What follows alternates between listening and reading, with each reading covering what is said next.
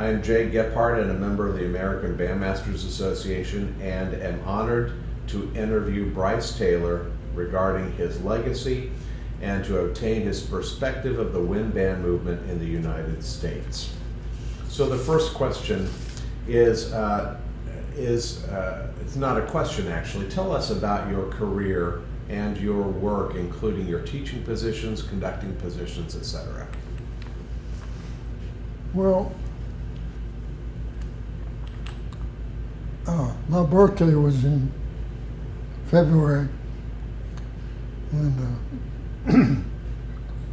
then that was February the 12th, so that's when my birthday would be. And what else do you want? Tell us about your career, your teaching positions when you were teaching. When I turned 18 during World War II, when the Japanese and the Americans were fighting. And so I was drafted when I got to be 18. I thought it was going to be a funny situation. And I was working in Alice, Texas at that time. And they sent me to San Francisco for 6 weeks. And I kept complaining, said, when the hell are you people going to do something? Just let me sit in the corner and don't talk to me. And they said, we just have to wait until the Japanese people do something. Then we will be very active. You will be involved in activities that keep you alive. So I did, maybe 3 months or so in San Diego, California. Well, first thing that happened, I got drafted with a group from down the Rio Grande Valley, and we had to go to San Antonio to be paperwork and all the things they have to do. And I thought I was in really good because my girlfriend, her husband was in charge of that group. But he was a very apt clinician, and there was nothing extra and nothing wrong for about a 10-minute interview with him. He knew who I was, he knew I was coming. But we didn't do anything, and they sent me up first to San Francisco and to the Marine base up there. And the way things worked in, you didn't have any option. You went where they told you to go. And that's why I wound up in San Francisco, but only for 6 weeks. And the war with Japan and the United States erupted. I guess you'd call it an eruption. And they went through, we're going to do this and this and this and this. And you give us the correct answer, and don't try to play games. Don't fuck around. So I and 3 fellows the same age and different parts of the country were put into they said, you're going to be in a real extra good place and thing. We found out later it was one of the worst. But when you're fighting a war, why you don't, you can keep your mouth shut if you open your mouth to a friend beside you. And even then, you better be careful. After the war was over, you went back to Texas to teach, is that right? That's right. Yeah, talk a little bit about what your teaching job was like in Texas. Well, when I came back, I had gone with the girl who I'd planned to marry. And her father was non-communicating. But when he found out that I wanted to do this, do that, well, he said, this is what you're going to do. I said, tell what you're going to do. He said, we're going to send you to Hawaii where the Japanese, where fights are going on. So I and 3 other friends, we were drafted and sent. And they sent us first to San Francisco. Uh-huh. And we had to wait for transportation. Uh-huh. And we were in San Francisco probably 5 or 6 weeks. Okay. And a ship came by that had room for people who had been in the service. Uh-huh. And so once you got back from the service, where did you teach in Texas? Where was your band in Texas? Well, when I got drafted, I made one huge mistake. I told them what I wanted to do, and it was in opposition of what they had told me to do. So I said, well, I said, you can go to college if you want to, but you're not going to be around us much longer. And so where did you go to college? the majority of the stuff, most of the college we went with, Texas A&I. And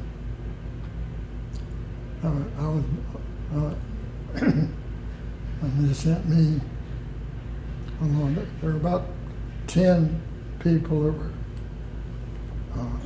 over 18, but not real old. And they would have each day about what they put on paper, interviews and so on. It was about a 5-minute talk. Mm-hmm. With all that. Now, did you what musical instrument did you play? I was playing trumpet. Yes. I played trumpet in high school. Uh-huh. And do you remember the name of your high school band director? There was one named Jim Newman. Okay. That was a high school. Uh-huh. And so after you left high school as a trumpet player, where did you get your music education degree from? Well, let's see, first thing was I got in bad trouble with the Marines Uh-huh.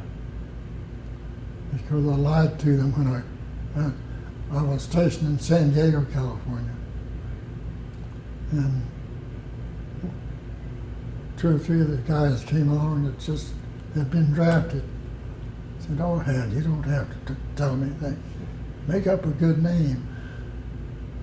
So the next day, 3 or 4 of us went, and I was walking, and I was away about what you'd call half a block long.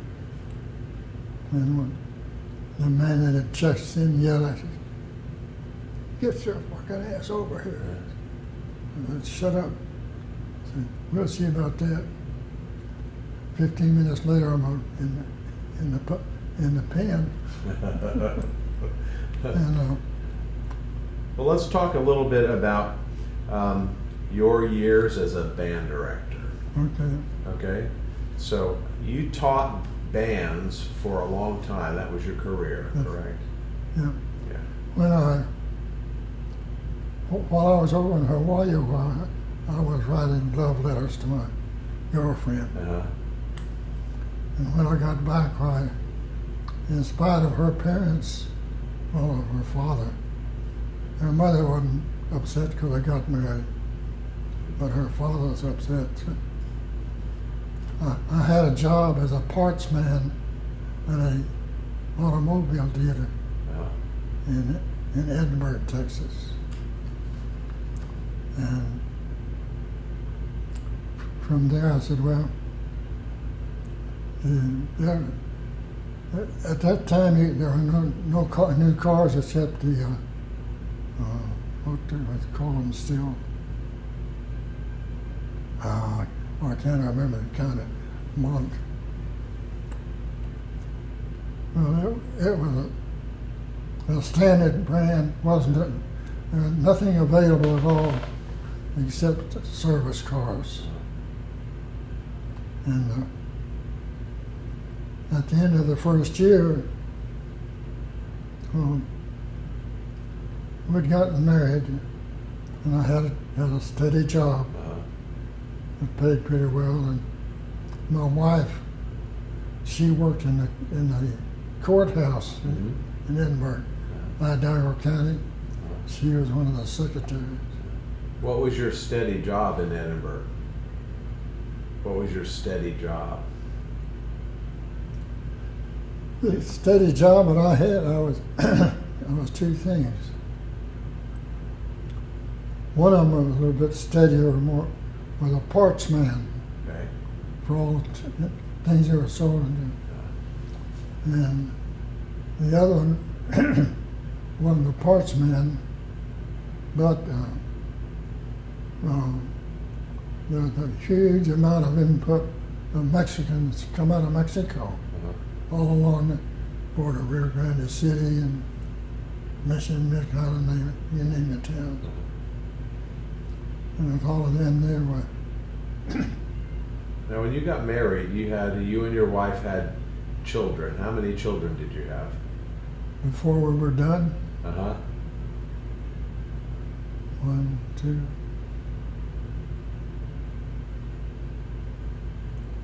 Well, can I count the one that brought me here? Yes. There were 4. 3 boys, 1 girl. Okay. And what did your children, what did they do for their work? Before we do that, let me say this. Okay.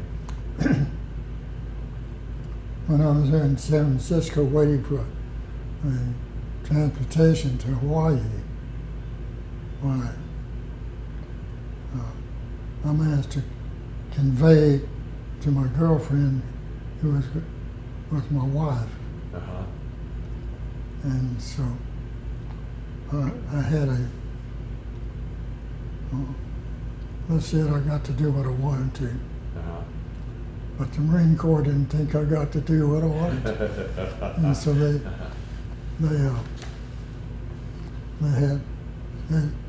I worked at a car dealer, and he had Kaiser Fraser cars. All the other model cars were not on the market yet. The war was over. And they were busy with taking care of the Kaiser Fraser models. And they had an argument New Year's Eve. And we had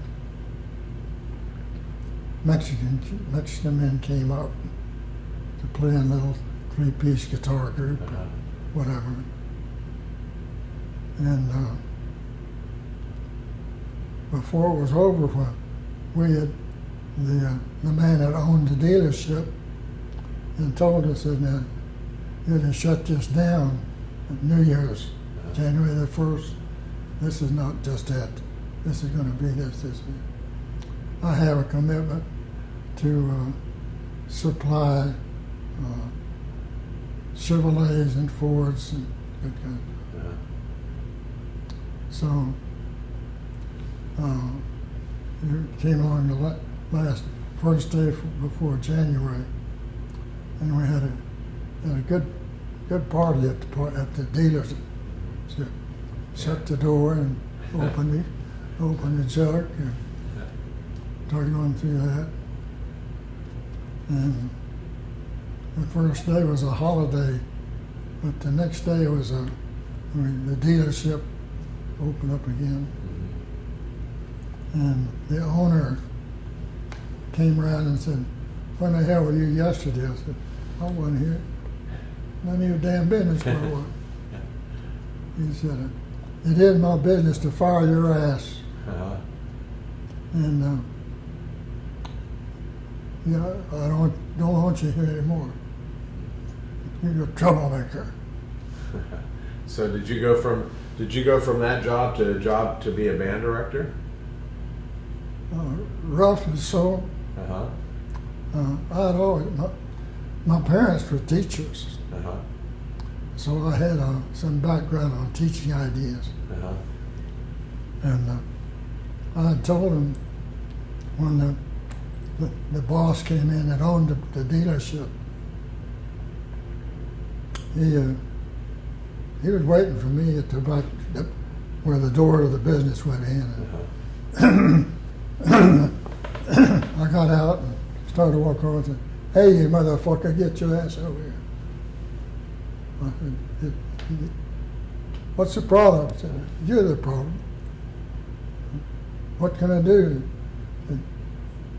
You can't work for me any longer. You're using bad language." And I spoke Spanish. Uh-huh. The people from Mexico, especially Reynosa, were coming across, have a day job there, and go back across the bridge at night. So the guy said all that stuff, and I said, "Well, I guess I can do or say what I want." He said, "No, you can't. Better not say anything." I said, "Well, I'm going to try fuck you." He said, "Oh, see that door?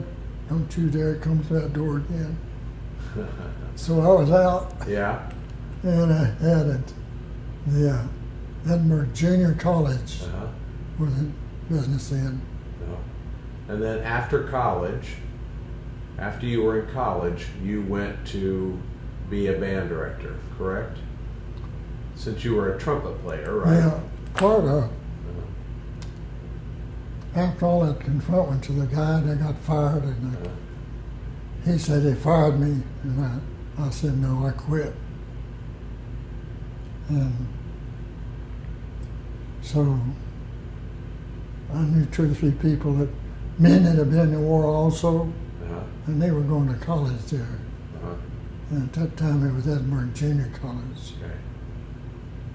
So I went to those people and enrolled, and I was taking 2 courses, the easiest 2 I could find.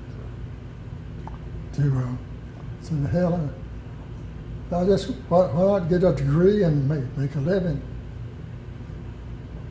And my wife said, "Yeah."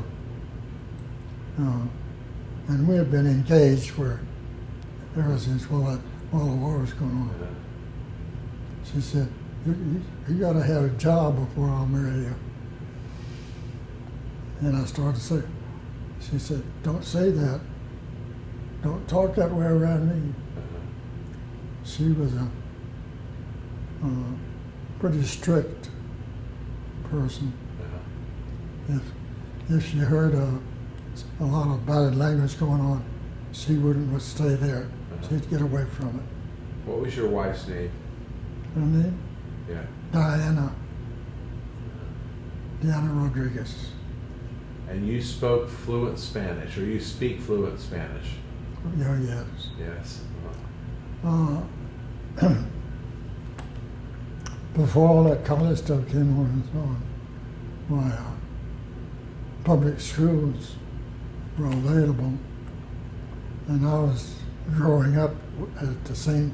There was only one high school in Edinburgh, and you could ride the bus 1.5 miles from the part of town where you lived to the university classes. Mm.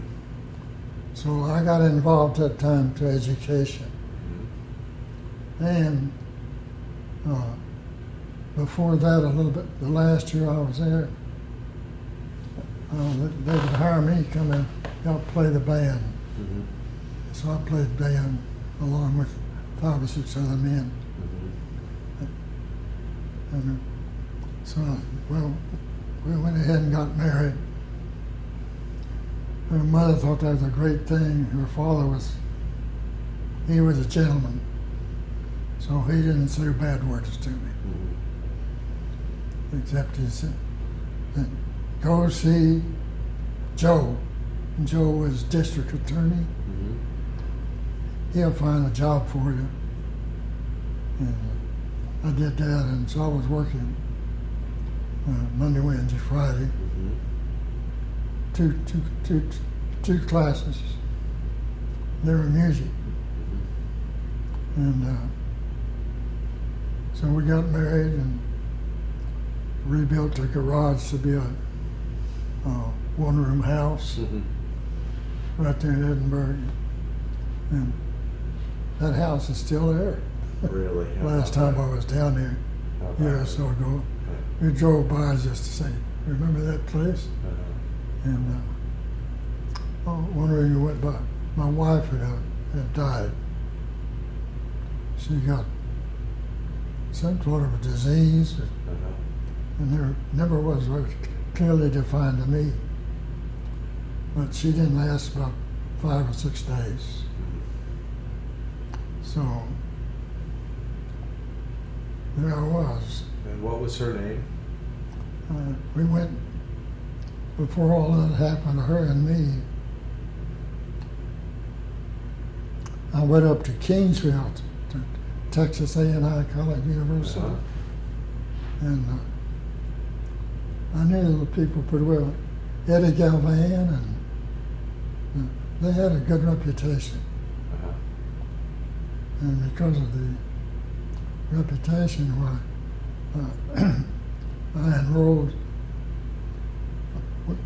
I had a car, I don't know, for it, 2-seater, and my wife said, "Quit talking about band and playing your damn trumpet." I never heard her say a bad word before. And I said, "Well, what are you going to do? What are you going to do if I move?" She said, "You know what your oath is. I'll do whatever you tell me to.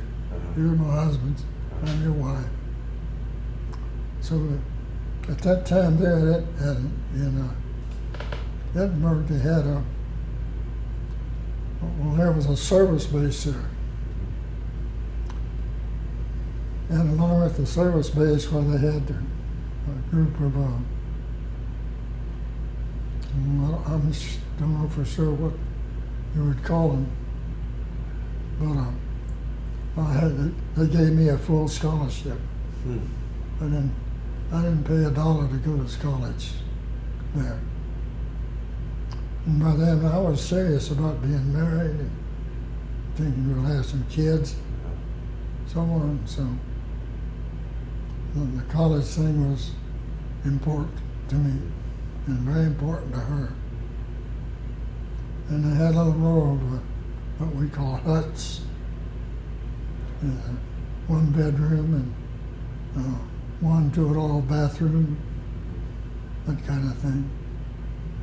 And I got one that had a place I could park my car in the alley behind it. That worked out very well. So I started, that's when I went to college. And lived right there still. I didn't move places. I went to college, and along with it, my wife was from a very prolific family. There were 5 adult children in that family. And they took me on right away.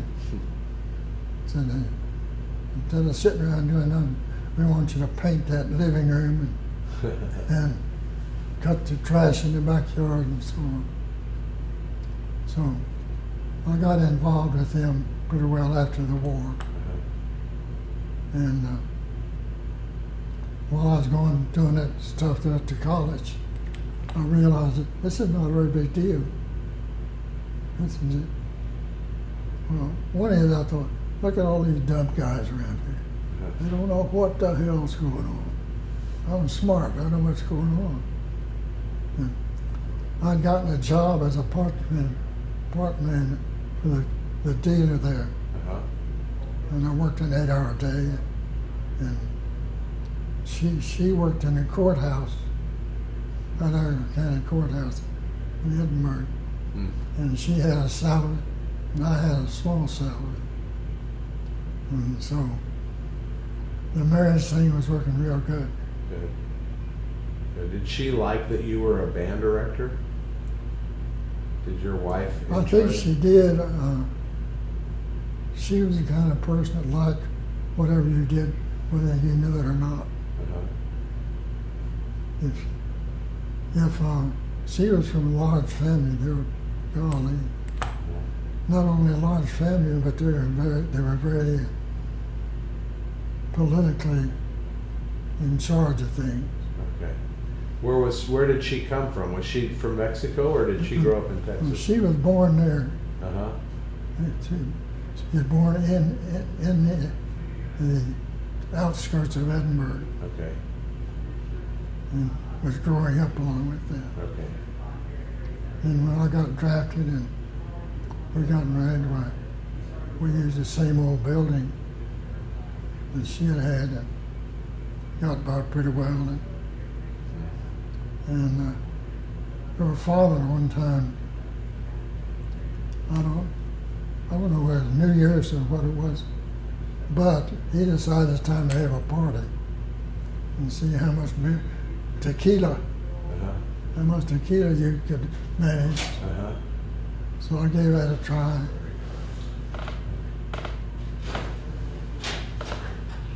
So if we're all here at the American Bandmasters Association convention, and you are a past president of the ABA. Yeah. Can you tell me what the ABA has meant to you in your career? Well, at first, I'd gotten married and had that job. And we came along to the first day in January, and I went and talked to the man that had fired me. He told the guy who talked to me, get that son of a bitch out of here. I don't want him on my property at all. And I could see that it wasn't a good deal for right there. Uh-huh. Wasn't going to be acceptable. Uh-huh. And that's what let me fill my gas tank up and drive up to Kingsville. And there was a man named Chittister, L.W. Chittister, was in charge of the music department for the university there. And I met him and showed him my discharge papers and everything. He said, yeah, we've got a place for you. Okay, very good. So I worked for him. I got almost a year, Uh-huh. standard hours, 8 to 5. But the things gradually developed where I'm happy going to A&I to be a band director. Uh-huh. That's it. There was no place. There wasn't a place at the University of Texas in Austin. Mm-hmm. Nothing at all. Did you ever have a band that played at the Midwest Clinic? Yes, we did. Yeah. Do you remember the music that your band played at the Midwest?